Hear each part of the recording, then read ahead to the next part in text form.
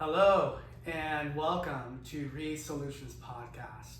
My name is Scott and this is my beloved wife, the love of my life, and my Re-Solution partner, Athena. So say hello, Athena. We are so glad and grateful that you are here joining us. This is a very new experience for us. We both love to talk. We both love sharing our messages. We both have a lot of gifts that we want to bring into the world, but this is the very first time that we've done a podcast together. I think you've been on a couple of podcast episodes as a guest, but as hosts, this is our first time, and definitely as far as video is concerned, this is going to be at least a first for me. So I'm really putting myself out there. Stepping into unknown territories, but this is part of my process. This is part of my Re-Soul connection, and as a Re-Solution podcast, what Re-Solution means to us is reconnecting back to our soul essence, who we really are, our true self. And the etymology of the prefix "re" means to unite or to put back. And so as we endeavor in this new podcast series, we are going to be covering many topics on how to reconnect to your soul and how to reunite with your soul essence. And Athena, my wife, my love, is going to introduce us to today's first introductory podcast.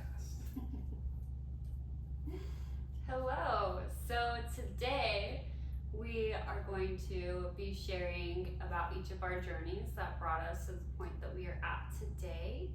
But we are also going to be talking about how we really believe you guys can get started if this interests you, and how we can help you guys get to that point. So now I'm actually going to turn it back over to Scott. She has more to say. I have more to say, I promise. I know. I usually talk all the time. But I'm going to let him take the lead this time. So he's going to start with his story, and then we'll hand it back over to me. Thank you. My story is, wow. It's really hard to find a place to start, to be honest. Because I feel like it's been many journeys. Yeah. Many journeys, thinking of like the Lord of the Rings. I know you're a big fan of the Lord of the Rings. And, the journey that they go on, the unexpected journeys. Yeah, Frodo and Sam. We could be Frodo and Sam. I love that. Although you do like to be Gollum. That's true. I do love Smeagol. Smeagol. He's pretty adorable. Yeah. He's kind of bald like me, too. Maybe that's why I fell in love with you. Maybe. She fell in love with Smeagol. Non-stop. Anyway, so what I'm trying to say is it feels like there's been many journeys, but really it's been one journey, because this has just been one life for me, right? And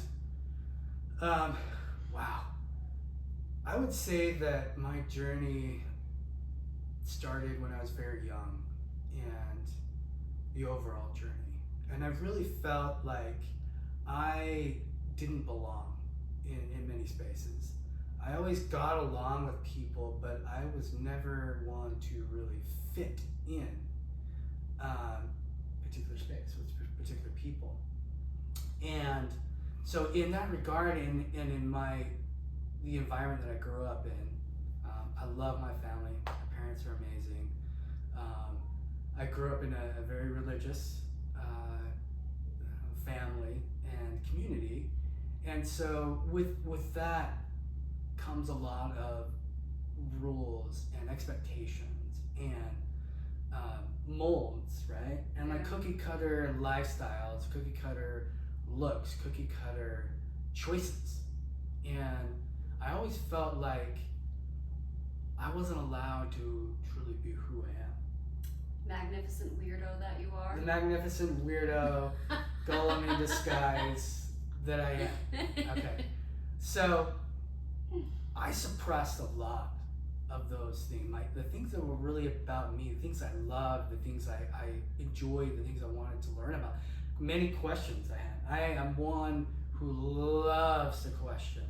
I question a lot of things. I love to read and to understand things. And I'm You should see this man's bookshelf. He's got like 3,000 books.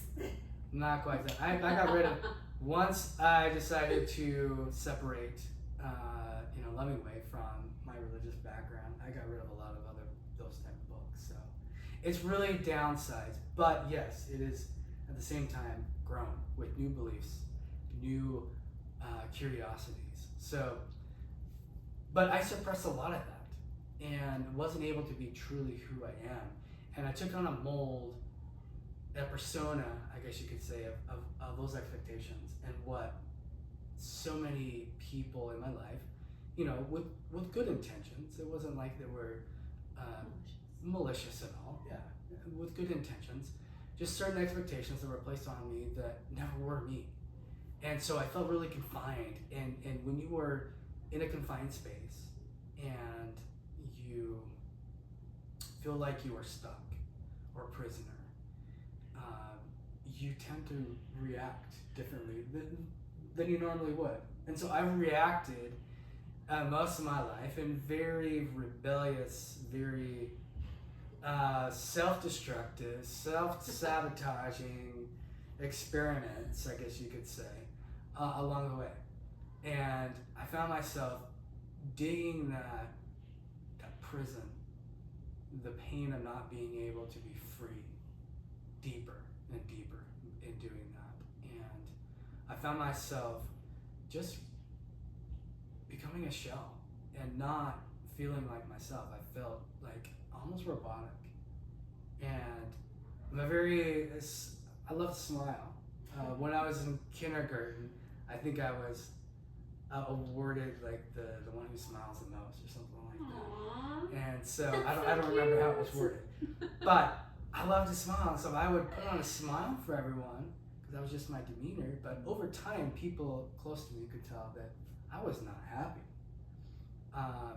And so I ruined a lot of relationships along the way because for one reason or another, I did not feel like I was safe enough to be myself. And it's been 5 years now, 5 or 6 years ago now, I decided to take a different direction in life and to allow myself to dig deeper into the questions that I had. And as I did that, I was able to connect to many things that at one point, because of the background that I had, that I thought were dangerous and evil and very, that would leave you and lead your life in a different direction that wasn't good for you. And so one day I decided to, there were many things that were kind of like stepping stones along the way. But one thing that really stuck out to me, wow, how do I say this? One thing that really stuck out to me was I have received an invitation to go to a sound bath. And I'd never been to a sound bath. I went into, this was 2019, and I got this thing on Instagram. It was just this invitation to go to an open house of it's a different kind of sound bath. It was like a room surrounded with 360-degree speakers. Okay, really cool. I think the company's still around in San Francisco. I think it's called Envelop. I think it's what they are. And they had this amazing artist, and I'm forgetting his name right now, but I will remember later. But anyway, he recorded like this sound bath and used like a 360-degree, what is it? I know I'm gonna screw up the name, but it's like a nature mic. Okay, it's like a mic that you can take out and record waves and stuff like that. Yeah. Again, a field mic. That's what it is. Field mic. And the guy's name is Christopher Willits, I believe. So, see, I have a good memory. I'm getting old, but I have a good memory. And I remember being at this place, and it was just in this building, and it was completely like soundproof. And there was this soundtrack playing, and it was like this combination of the filled mic sounds, right? Mm-hmm. And these electronic like crystal sound bowl. That's sound. cool. It was really cool, and you could feel the sound just like circulating around you, and it was a really cool experience for me. And I went to that event twice. It had that much of an impact on me, and I remember just sitting there and just being in meditation pose, and my eyes closed, and just taking it all in, and it was a whole new experience for me. And then eventually I went to another outdoor sound bath, took a sound healing course. I was like, this is instantly like this energy came over me and said, this is your new path. And so I dove into that. And as I dove into sound healing and coming to understand the principles of sound, I started to come to a face-to-face collision with a lot of my beliefs. And as I started to allow myself to step into that, to not be afraid of, these things are bad, right? Things that I've been heard of before, like, yoga principles and other things, meditation and crystals and stuff. As I leaned more into that, I discovered parts of myself that were being suppressed. And that began a whole journey in exploring all these principles that for one may seem like they don't relate, like yoga and meditation, plant medicine, sound healing, sound baths, drum circles, just all sorts of things that are out there. But as I tapped into this, I discovered something about myself. I started to feel my soul, the pieces of my soul that I had suppressed for so long.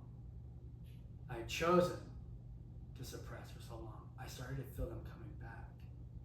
And as I did that, I leaned more into it and allowed myself to explore and to dig into mantras and just exploring yogic philosophy. I started to feel myself coming back together as a whole being, which I've now come to realize I've always been whole, but my perception was that I was broken and that there were things wrong with me and that I was sinful and all those things.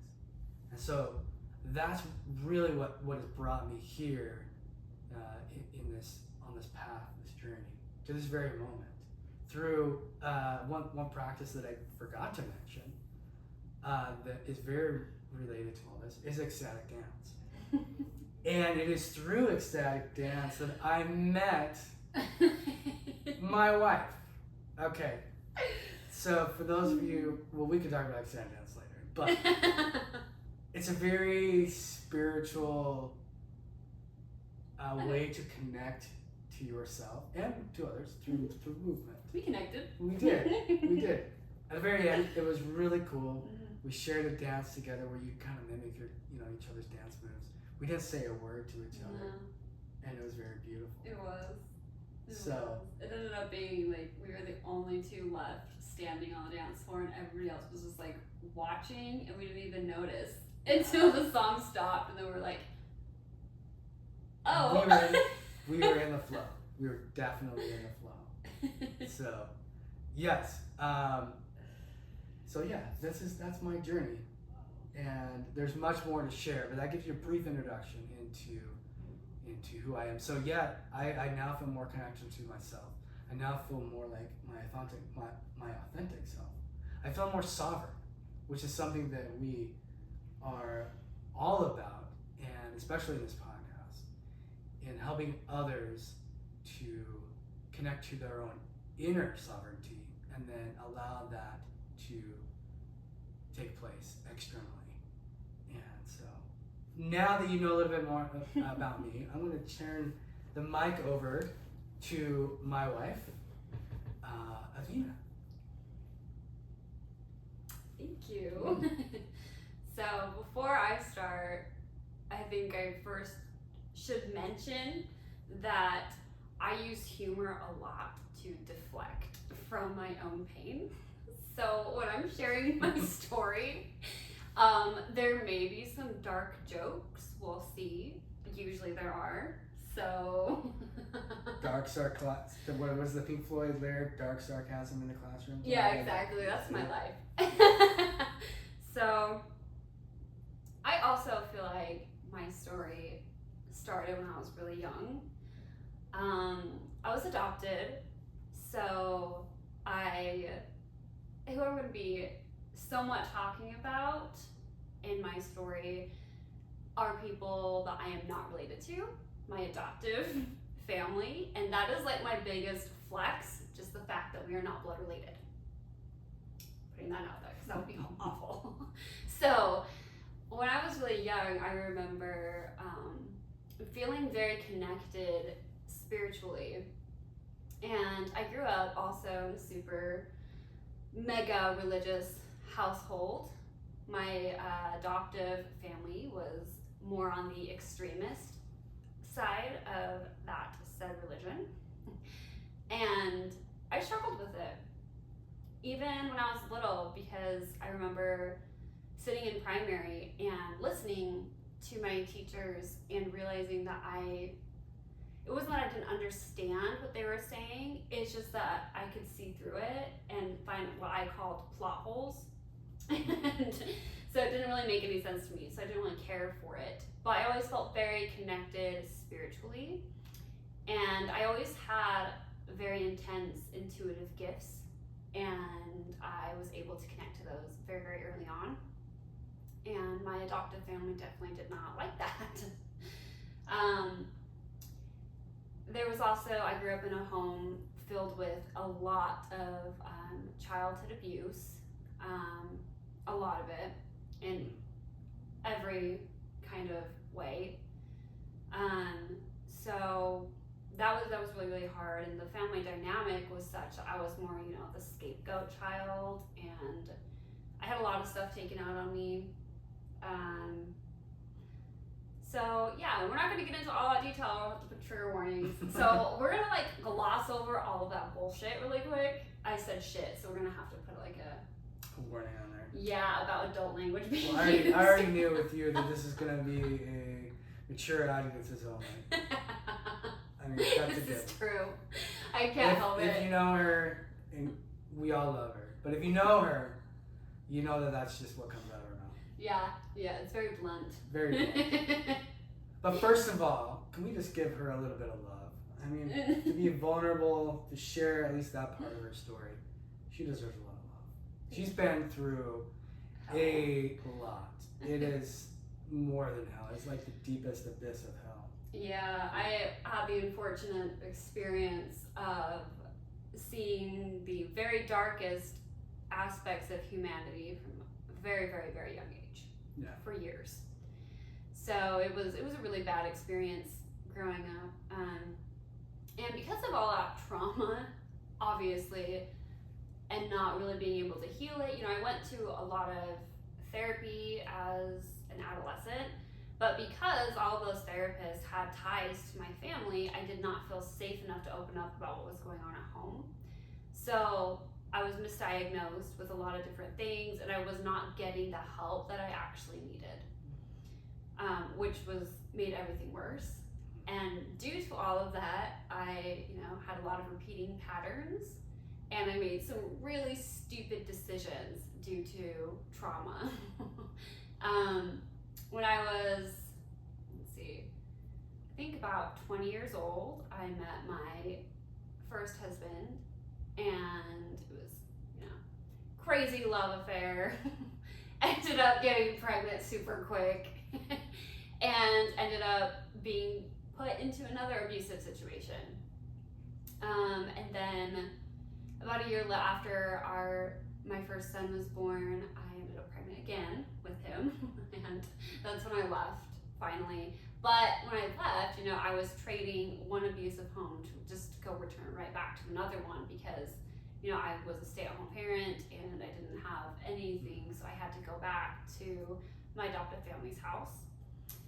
And I started school, and my life was still a hot mess.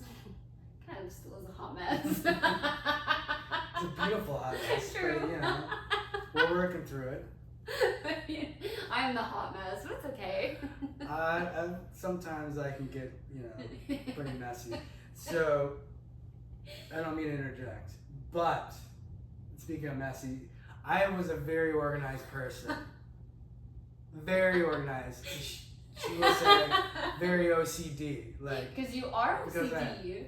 But when you're trying, you realize that there are only certain things you can't control, and that's one of them, right? So anyway, but I have learned to find balance, to harmonize the chaos and the order. The chaos that I bring is what he means. Yeah. So normally I would be freaking out because the shirt is very wrinkly, but I'm showing up as my authentic self right Love now. it. Messy. It may not be messy to some people, but to me, this is normally it would be very irritating. So I'm learning a lot here in this process. Yeah, Go and ahead. here I am, don't even own an iron. I have a ton of clothes that should be ironed and just don't care. And I've been ironing my clothes since I was 10, 11 years old. I love it. See, we have a lot of things in common. We do. Gazillion things in common. And we are very different too. So. Yeah, we're very different humans. Anyways, so I was divorced and I was heading back to my adopted family's home. And honestly, I got into yoga about 12 years ago. I mean, I got into the colonized version of yoga 12 years ago because I heard that it was really good for people who were struggling with their mental health. And at that time, I had been misdiagnosed with bipolar. And I was like, well, because of so much trauma, I internalized so much shame. And I was like, okay, well, obviously, if I have bipolar, I'm a horrible person because I'm hurting people. So I need to find a way to control myself, and fix it and get it to go away and just not talk about it. And my adoptive family was very much in the same boat, being like, you're never gonna find anybody to love you. You are too much of a hot mess. You just need to stop, give up, and let us take care of everything, essentially. They really like to clip wings. Yes, exactly. When they say let us take care of you, what they meant is let us completely control your life and control your children's life. And me, being the rebellious person that I am, was like, F off. No. So. That was a nice censor. Right? Yeah, I know. Thank you. I did a good job. I feel so weird saying that. It's like you're in middle school. Yeah. I know. It's so odd. But, so I started yoga, and it helped a lot, actually, and I was really surprised by how much it actually helped me. But again, it was the colonized version. I was basically using it as a workout and then to help my mental health. And I continued doing that. And then when I moved back home and I had my 2 kids, I decided to go to beauty school. I say decided, but really it was an ultimatum with my family. It was you either go to beauty school and we'll support you, or good luck. So I went to beauty school. And a lot of that is just due to there was a lot of competition placed between me and one of my older siblings. And this older sibling didn't go to college, and they were like, well, you can't go to college. You can't be smarter than this sibling because it'll make them feel bad, It was really stupid. So I was at that point where I was like, whatever, I have to protect my kids, so I'm just gonna fawn and just get through it. So I went to beauty school, and my life started opening up a lot. I was like, oh my gosh, this is great. I have so many more opportunities here, and I was very driven. It's my goal was to get me and my kids out of that goddamn house. Get us out of there, right? That was my only goal. But then that's when I started really looking into what yoga actually is. And I dove into just reading a lot of the philosophies, and a whole new world opened up. And at this point, I was not as afraid of my intuitive gifts, so I started opening back up to them. And because I had suppressed them for a while because of my family. So I started opening back up, and that's when I really started healing. The minute I started breaking out of more of the colonistic mindset and mindset approaches to spirituality and getting to the truth of it is when I started noticing like really big shifts. And then a couple years later, I found Kundalini yoga, which is colonization, and I didn't know that at the time. They describe it as like a more spiritual yoga, and I was like, well, that's what I want. And then later on, I was like, oh, this used to be a cult. That's great, and it is colonism. Beautiful.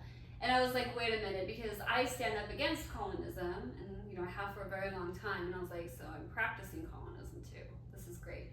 And so then I left, and I was getting certified in other types of yoga. We were actually yoga teachers, hatha yoga. So anyways, we got started in that, and I also did a lot of schooling to become, more in tune with my energy healer, intuitive energy work, Reiki master. It was amazing. It's one of my favorite gifts of mine, actually. She's very, very talented, very gifted, very in tune with energy, and intuitive as to where the energy needs to go. And she's done a lot of work on me, and it's been a blessing. So I love you. True. Just like he's done a lot of work on me, and it's been That's a blessing. true. He's also really gifted with energy and sound, especially. Oh my god. Thank you. Absolutely. Anyways, so yeah, where did I leave off? I'm also ADHD as fuck, so.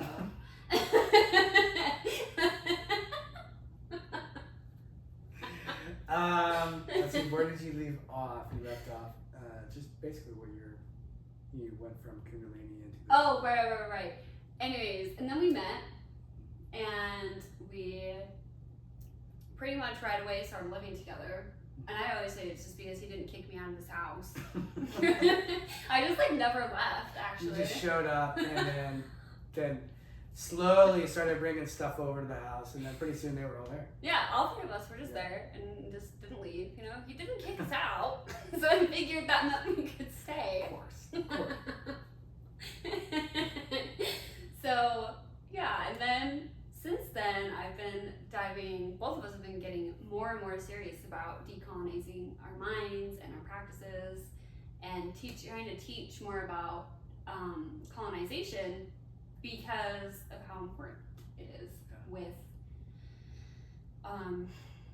just in general, because the colonism has hurt and created so much trauma, and obviously healing trauma is really huge for me just because of my own shitstorm of life.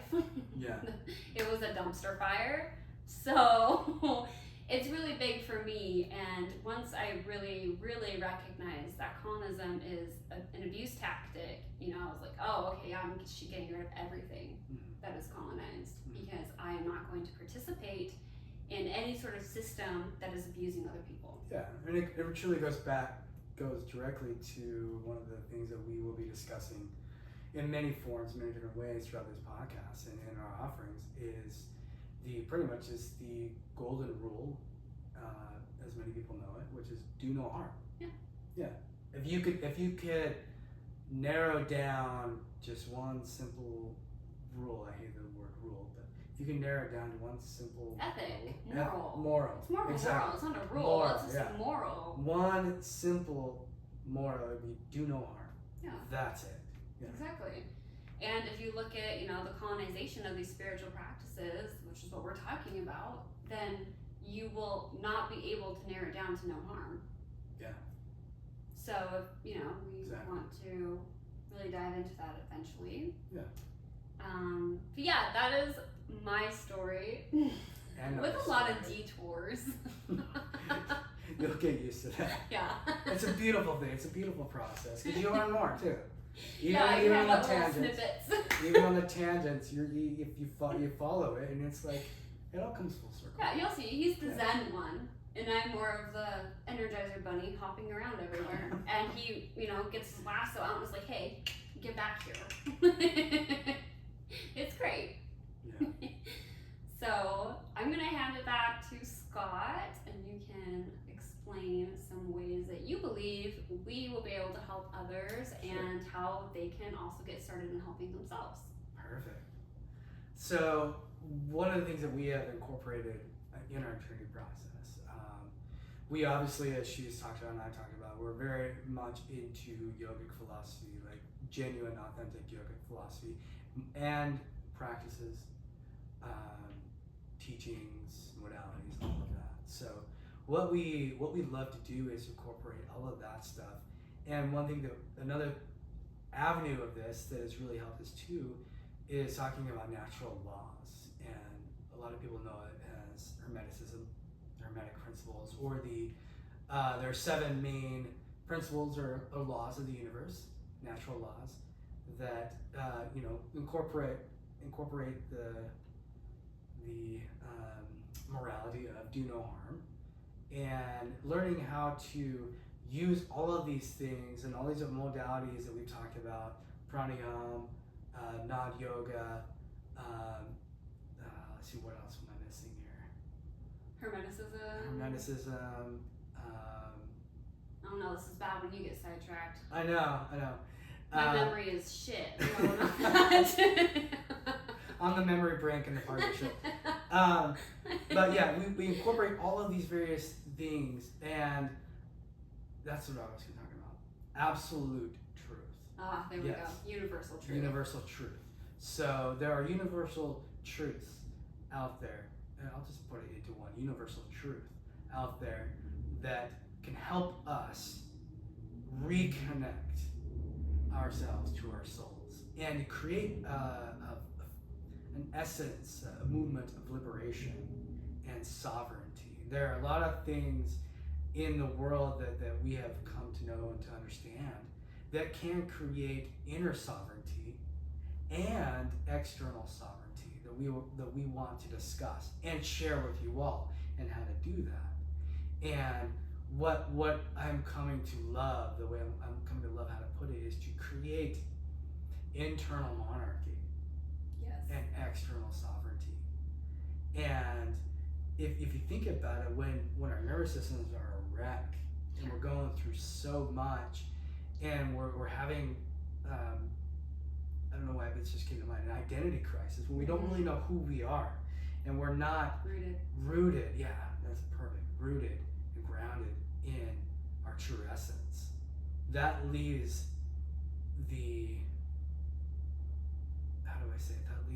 control of ourselves to somebody else externally. Yes. And so what we do is we incorporate all the things that we've learned, all the practices and the modalities and ways that we have healed ourselves along the way. To go along with when he's talking about nervous systems, we're also going to be adding that in.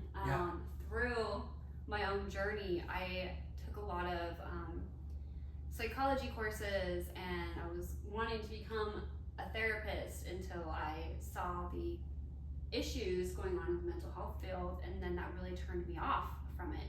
But I was really able to dive deep into polyvagal theory, nervous system regulation, and understanding the psychology. But not only that, also seeing that the psychology in the West that we know today actually comes from different philosophies, like Indian Hermeticism and Southeast Asian philosophies.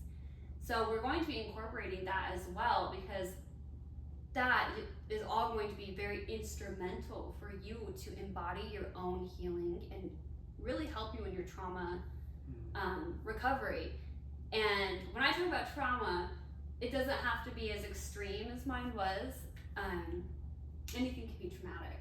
Yeah. It just depends on how your nervous system handled it. Yeah. So I like to say it doesn't matter if it's a big T or a little t, but everybody has trauma. And so a part of our podcast is going to be really healing as well. We're going to be talking about all of these little intricate details of your nervous system, of your brain, what happens, and then also embodying it in a spiritual level and internalizing it so you can use it to progress. Yeah, exactly. And it's and to add on that, it's a way to harmonize the left side of our brain and the right side of our brain, our nervous systems, all the nadis, etc. Right? All of those things. The solar, the moon energies. Yeah, exactly. A way to bring that all together, and there are many things that can help us along the way in the process. And we found a lot of those things that we want to share with you that have helped us in our own journeys and our own experiences. And there's one natural law that just came to mind, and this whole thing is just going in the flow. Yeah. So, so what how do we? Well, okay. So we have a basic structure. We like the left side of the brain, the very logical side of the brain, and the right side is more like the flow and the creativity, right? So we're trying to harmonize that, and so that's a lot of what we want to do to help other people is to learn how to do those things. And one of the natural laws that have come mainly from the Hermetic tradition, but it really has been in every single tradition throughout history, is as above, so below, as within, so without. I believe is the proper way to say that. So we will be talking about a lot of that and how you can create that internal sovereignty and allow yourself to project that into the world as a mirror, because that's really what it is. It's a mirror, right? And to create shifts in your life, to create the life that you really want, right? To have that inner harmony between what's going on inside and what's going on externally, to where even to the fact where what's going on externally doesn't take over what's going on internally, and being able to work with those shifts and those adjustments. And one thing that we love and appreciate, going back to colonization and the cultural misappropriation, right? As I would call it. Lately there's been a lot of shift toward the belief systems and knowings and structures and healing modalities of the ancients. And in doing so, we find it's very important to honor them and to, reverence kind of has like a Christian connotation to it, but only because it's colonized. Yeah, but it's revering them and honoring them. Well, they're sacred. There should be a certain reverence given when speaking about them and learning them and teaching them. Yeah, and so that's what we do is we try to do in our practice is to pay honor and respect to these ancient teachings, these ancient principles and modalities, because that's really what is changing individuals in the world, are all of these ancient things. And it's like that, we're all connected, we are all one, and it's allowing the people from the past and those, because they were really tied to the divine and the creative energy. And they don't get enough credit. No, they don't. We seem to think that they are just primitive or whatever. Like cavemen, and they're stupid. No. But the more you understand history and the more you look into these things, these teachings, the more you realize the history that's not in the history books. Yeah, that's part of the problem. The more you realize that they were brilliant, they were very spiritual and very connected to the earth and themselves. Yes. And so that's what we're trying to shift and bring back is all of these things. And that's part of the Resolution podcast journey. I think we will go ahead and wrap it up today. Yeah. I think this was a really, really great first episode. We would love for you guys to subscribe, of course. Yes. And also we have, we'll be on Spotify, Apple, we'll be on YouTube. We also have an Instagram and a TikTok page so far. And across all platforms, it is and then capital Soul, SOUL, Utions, in lowercase, and then partners. So we cannot wait to continue on. We are very this journey excited. with We you. are very excited. This is an amazing journey and It path is. that we're on, and we hope that you join us. And thank Yes. you. Thank Thank you you so again much for being for here. being here. Thank you for watching our video. Please subscribe, leave comments.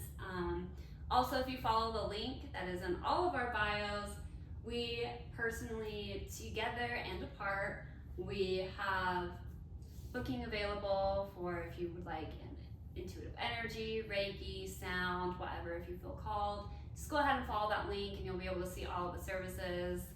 And we also offer mentorships. Yes, and we offer There are only two, not four. Oh, damn. We offer mentorships. Anyways, thank you so much for joining today. Thank you. Thank you. We will see you next time.